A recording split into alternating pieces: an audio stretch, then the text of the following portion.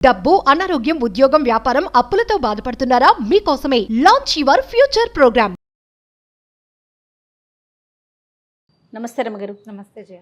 రమగారు, మనకి కొన్ని దేవాలయాల్లో నిమ్మకాయలో దీపం పెడుతూ ఉంటారండి. దీనికి ఏమైనా ప్రత్యేకమైన కారణాలు ఉంటాయా? అంటే ఏ ఫలితం కోసం నిమ్మకాయలో దీపం పెడుతూ ఉంటాం? దుర్గాదేవి అనుగ్రహం కోసం పెడతారు. నిమ్మకాయ దీపం మామూలు సమయాల్లో వాటికంటే కూడా రాహుకాలంలో పెట్టడం విధానం. అవును. ఈ రాహుకాలం అంటే ఎప్పుడు వస్తుంది? రోజుకి ఒక టైం ఉంది. మంగళవారం 3 నుంచి 4:30 దాకా సాయంకాలం, ఓ పావు గంట 10 నిమిషాలు అటు ఇటుగా ఉంటుంది, 3 to 4:30. శుక్రవారం 10:30 to 12. ఈ 2 రోజుల్లోనే ప్రత్యేకంగా మనం దుర్గాదేవి కోసం పెడతాం. దీంతోపాటు అష్టమి నాడు పెట్టచ్చు. అష్టమి ఏ వారమైనా సరే, అష్టమి ఏ వారమైతే ఆ వారానికి సరిపడిన రాహుకాలంలో చూసి పెట్టుకోవచ్చు. కానీ ఎక్కువగా ఇది మన ప్రాంతపు సాంప్రదాయంగా కనపడదు జయ. తమిళనాడులో బాగా పెడతారండి. కామాక్షి దీపం అని పెడతారు. అక్కడ పైగా రాహుకాలం వాళ్ళు పాటిస్తారు. అవును. మనకి రాహుకాలం పాటింపు మన దగ్గర ఉండదు. మనం వర్జ్యం పాటిస్తాం. వర్జ్యం ఎప్పుడుంది అని చూస్తాం. అవును. వర్జ్యం చూసుకుని పనిచేయటం మన విధానం. క్రమంగా ఏమైందంటే గ్లోబలైజేషన్లో భాగంగా ప్రపంచ దేశాలను వదిలిపెట్టినా మన రాష్ట్రాల్లోనే కొన్ని పద్ధతులు, అక్కడి నుంచి ఇక్కడికి వచ్చిన వాళ్ళు, మా పక్కింట్లో నువ్వు మీ అమ్మగారి పుట్టిలు మద్రాసు, అట్లా వాళ్ళు పాటిస్తారు. నువ్వు చెప్తావు, అబ్బో రాహుకాలం, ఎందుకంటే మీరు రాహుకాలను వెళ్ళారు అందుకే మీ పని అవ్వలేదంటే నా బుర్రలో అది ఫిక్స్ అవుతుంది. నేను మెల్లిగా రాహుకాలాన్ని పాటించడం మొదలు పెడతా. క్రమంగా మా ఇంటి సంప్రదాయం కింద మారిపోతుంది. జనరల్గా చాలా విధానాలు ఇలాగే వస్తాయి. వీటిలలో ఆహారపు అలవాట్లు, ఆహారపు విధానాలు, పూజలు, పండగలకు చేసేవి, కొత్త బట్టలు కట్టుకోవటాలు, ఇలాంటి వ్యవహారాలన్నీ కూడా ఏమనాలి, ఆధ్యాత్మికమైనవి, ధార్మికమైన విషయాలన్నీ కూడా ఇతరుల నుంచి మనం కాపీ చేసేవి, నేర్చుకునేవి, అలవరుచుకునేవి ఎక్కువగా ఉంటాయి. వాట్లల్లో మనకి వచ్చిన వాట్లలో రాహుకాల దీపం ఒకటి. భక్తి కూడా అంతే చూడు, అవి కూడా అంతే అలాగే వస్తాయి. ఈ రాహుకాల దీపం ఒక 15-20 ఏళ్ల నాడు అసలు కనపడేదే కాదు. హైదరాబాద్లో స్కందగిరిలో కామాక్షి అమ్మవారిది ఒక అమ్మవారి దేవాలయం, ఉపాలయం, అక్కడ కనిపించేవి నేను 25-27 years బ్యాక్ నేను చూశాను. తర్వాత క్రమంగా మన దగ్గర ఉన్న దుర్గాలయాల్లో కూడా కనిపించడం మొదలెట్టింది. 4, 5, 6 పెట్టేవాళ్ళు. ఇప్పుడు వేల సంఖ్యలో పెడుతున్నారు. భక్తి ఈ రకంగానే డెవలప్ అవుతుంది. భక్తి అంటే నమ్మిక అవి కాదు, విధానాలు కాపీ చేసుకుంటాం మనం. మంచిదేగా, మన ఇంట్లో అలవాట్లేదు అని నేను అన్నాను అనుకో, మన వైపు అలవాట్లేదు, ఏమైంది అమ్మవారికేగా, మంచిదేగా, ఊళ్ళో పెట్టడం కాదని అనలేం మనం. అవును. అది చేశాక మనకి ఏదైనా ఒక శుభమో ఒక సానుకూలమైనది ఒకటి కనపడింది అనుకో, ఇంకా మానబుద్ధి కాదు, అవును చేయాలనిపిస్తుంది.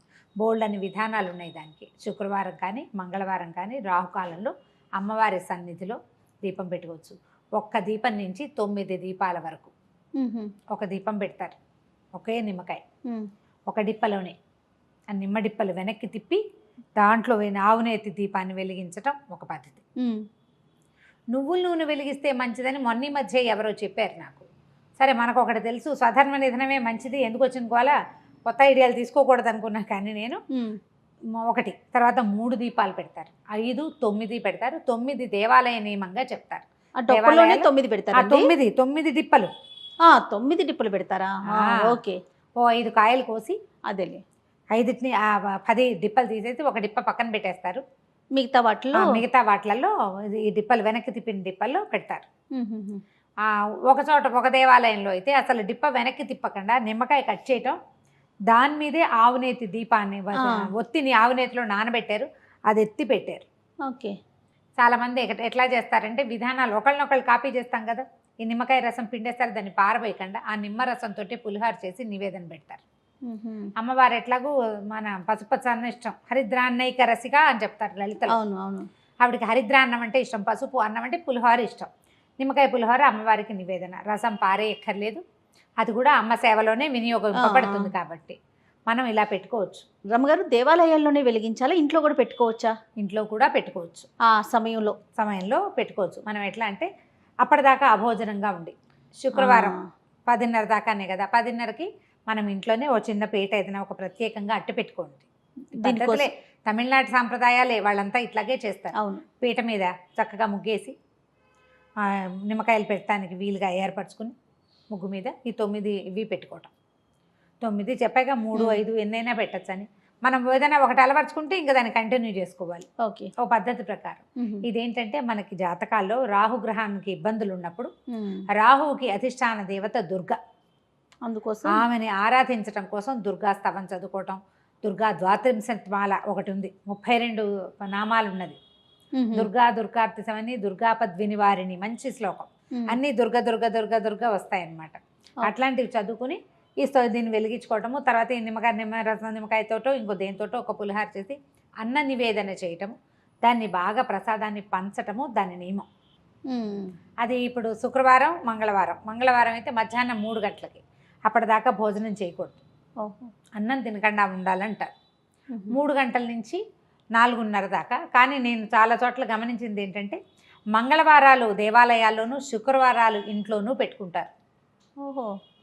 శుక్రవార రాహుకాల పూజ లక్ష్మీదేవికి కూడా ప్రీతికరమని ఒక చోట వింటున్నాం ఇవాళ రేపు. కానీ ఎప్పుడైనా రాహుకాల పూజ అంటే రాహు సమయంలో పెట్టుకుంటేనే జపిస్తే అది దుర్గాదేవికి చెందుతుంది.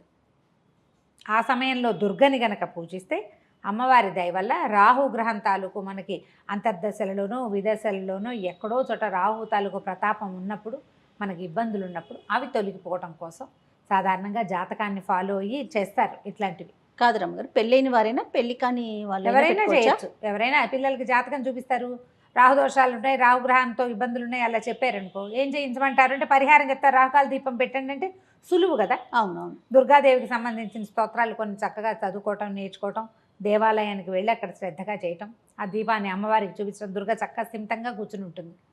అమీర్పేటలో ఉన్న దుర్గా అమ్మవారి దేవాలయంలో అయితే మంచి హడావిడిగా ఉంటుంది. అవును, బాగా ఫుల్ టైం. అప్పుడు ఏంటంటే మనకి దేవాలయంలో అయితే ఏంటంటే చక్కగా అర్చన చేసుకునే అవకాశం, సాంగంగా పూజించుకునే అవకాశం లభిస్తుంది. మనం ఇంట్లో అయితే ఏంటంటే మనకి చేతొచ్చిన పూజ చేస్తాం. అవును. సాంగ పూజ సరిగ్గా ఎట్లా కుదురుతుంది? దేవాలయంలో అయితే అర్చక స్వామి ఎవరో ఉంటారు, వాళ్ళు చక్కగా అన్నీ చెప్తారు, ఒకదాని వెనకాల ఒకటి ఏం చేయాలి లైన్ ప్రకారం మనకే వచ్చి చేసుకోగలిగితే అది ఏమీ రాదయ్యా. మనకి గుళ్ళోకి వెళ్ళలేం, ఇంట్లో చేసుకోవాలి. చక్కగా దండం పెట్టుకోండి, దీపారాధన ఒక మామూలు దీపారాధన చేసుకున్నాక అప్పుడు ఈ రాహుకాల దీపాన్ని వెలిగించి దుర్గాదేవికి సంబంధించిన ఏ స్తోత్రాన్నైనా మనం చదువుకోవచ్చు. చదువుకుని పళ్ళు పాలు, తర్వాత ఇంట్లో ఉంటాం కాబట్టి పానకము వడపప్పు అలాంటివి నివేదన చేస్తే నిమ్మకాయ దీపం చాలా ఫలితం ఇస్తుందని, సమస్యలు రాహువు వల్ల వచ్చే సమస్యలు మనకి తొలగిపోతాయని చెప్తారు. ఇది ఒక మంచి ప్రయత్నం. ఇది అందరూ పెట్టాల్సిందే చేయాల్సిందే అని అనుకోవద్దు. మీకు ఆసక్తి ఉంటే పెట్టుకోవటం, ఆసక్తి ఉండి అవసరం ఉండి. ఇది మనకి గ్రహదోషాలు ఉన్న వాళ్ళకి చాలా బాగా ఫలితాన్ని ఇస్తుంది. మామూలుగా పెట్టుకుంటే కూడా మంచిదే. మేము శుక్రవారాలు మా లెక్క ఏంటంటే ఆ 12 గంటల దాకా ఉండాలి దీపారాధన. మామూలుగా కూడా ఉంటుంది.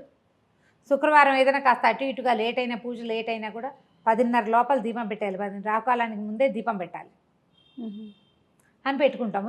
ఒక్కొక్క నియమం, మనం సింపుల్ నియమం పెట్టుకోవాలన్నమాట. మనం చేయగలగాలి కదా.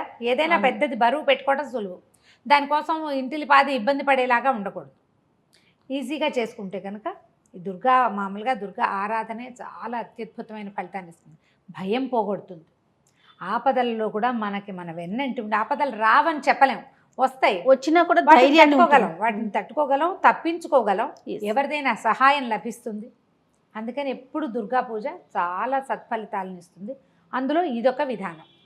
తప్పకుండా. నమస్తే. నమస్తే.